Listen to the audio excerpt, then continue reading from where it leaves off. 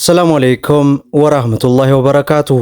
ሰላም ጤና ይስጥልን ክብራትና ክብራን አድማጭ ተመልካቾቻችን ሁሉ ሰላም ሁሉ መልካም፣ ከኛ ጋር ሁሉ ሰላም ነው።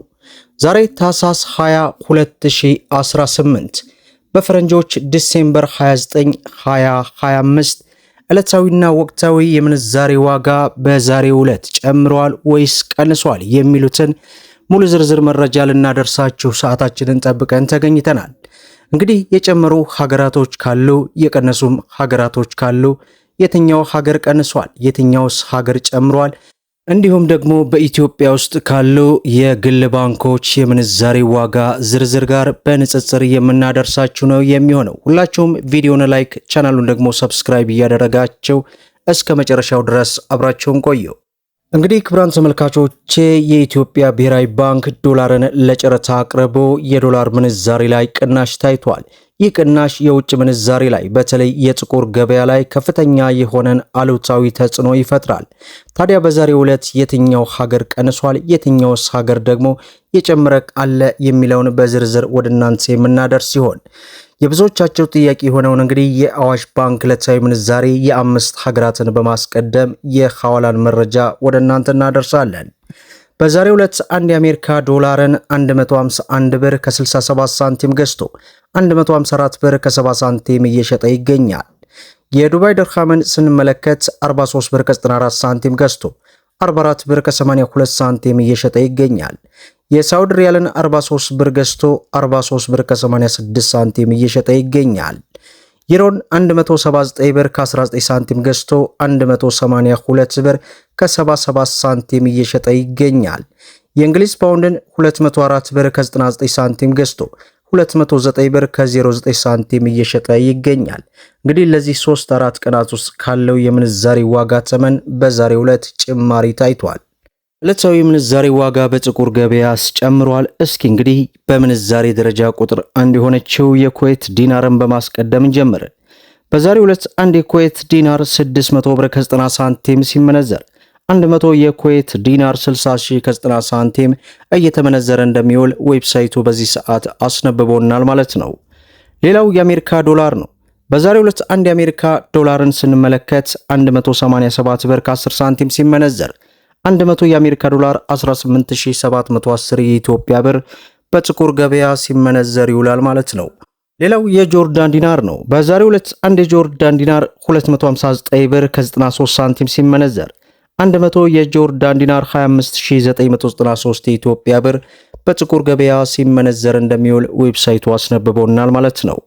ሌላው ፓውንድ ስተርሊ ነው። በዛሬው ዕለት አንድ ፓውንድ ስተርሊ 245 ብር ከ90 ሳንቲም ሲመነዘር 100 ፓውንድ ስተርሊ 24590 የኢትዮጵያ ብር ሲመነዘር ይውላል ማለት ነው። ሌላው የሳውዲ ሪያል ነው። በዛሬው ዕለት አንድ የሳውዲ ሪያል 49 ብር ከ50 ሳንቲም ሲመነዘር 100 የሳውዲ ሪያል 4950 የኢትዮጵያ ብር ሲመነዘር እንደሚውል ዌብሳይቱ አስነብቦናል ማለት ነው። ሌላው ዩናይትድ አረብ ኤሚሬትስ የዱባይ ድርሃም ነው። በዛሬው ዕለት አንድ የዱባይ ድርሃም 50 ብር ከ93 ሳንቲም ሲመነዘር 100 የዱባይ ድርሃም 5000 ከ93 ሳንቲም እየተመነዘረ ይውላል ማለት ነው። ሌላው በምንዛሬ ደረጃ የዓለማችን ቁጥር 2 የሆነችው የባህሬን ዲናር ናት። በዛሬው ዕለት አንድ የባህሬን ዲናር 484 ብር ከ80 ሳንቲም ሲመነዘር 100 የባህሬን ዲናር 48480 የኢትዮጵያ ብር ሲመነዘር ይውላል ማለት ነው። ሌላው የካናዳ ዶላር ነው። በዛሬው ዕለት አንድ የካናዳ ዶላር 132 ብር ከ39 ሳንቲም ሲመነዘር 100 የካናዳ ዶላር 13239 የኢትዮጵያ ብር ሲመነዘር ይውላል ማለት ነው። ሌላው በምንዛሬ ደረጃ የዓለማችን ቁጥር 3 የሆነችው የኦማር ሪያል ናት። በዛሬው ዕለት አንድ የኦማር ሪያል 476 ብር ከ69 ሳንቲም ሲመነዘር 100 የኦማር ሪያል 47669 የኢትዮጵያ ብር ሲመነዘር እንደሚውል ዌብሳይቱ አስነብቦናል ማለት ነው። ሌላው የስዊስ ፍራንክ ነው። በዛሬው ዕለት አንድ የስዊስ ፍራንክ 230 ብር ከ39 ሳንቲም ሲመነዘር 100 የስዊስ ፍራንክ 23000 ከ39 ሳንቲም እየተመነዘረ ይውላል ማለት ነው። ሌላው የአውስትራሊያ ዶላር ነው። በዛሬው ዕለት አንድ የአውስትራሊያ ዶላር 122 ብር ከ02 ሳንቲም ሲመነዘር 100 የአውስትራሊያ ዶላር 12202 የኢትዮጵያ ብር ሲመነዘር ይውላል ማለት ነው። ሌላው የቻይና ዩዋን ነው።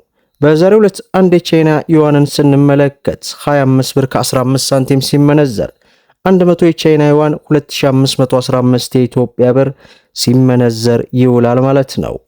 ሌላው የእስራኤል ሽቅል ነው። በዛሬው ዕለት አንድ የእስራኤል ሽቅልን ስንመለከት 56 ብር ከ90 ሳንቲም ሲመነዘር 100 የእስራኤል ሽቅል 5690 የኢትዮጵያ ብር ሲመነዘር ይውላል ማለት ነው። ሌላው ዩሮ ነው።